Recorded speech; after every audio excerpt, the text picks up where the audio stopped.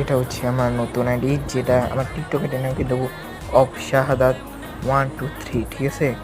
এটা কিন্তু আমার ইউটিউব চ্যানেল, সবাই সাবস্ক্রাইব করে দিবেন। আসসালামু আলাইকুম।